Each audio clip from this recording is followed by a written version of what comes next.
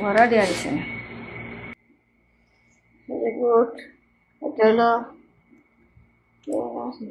ডিমের চপ, এটা হলো চিপনা, সমোসা, বেগুনি, এটা হলো কিমা, আর এটা বুট, নিচে বুট আছে, এটা সরবা, ফ্রুট সালাডটা, এটা হলো তেলের পিঠা। আজকে হলো 3 রোজা না? 3 রোজা না আজকে? 2 রোজা? আরে না, আজকে 3 না, 3 রোজা আজকে। আমরা সৌদি আরবে আমাদের 3 রোজা, বাংলাদেশে 2 রোজা। এই যে আমি খাচ্ছি, এটা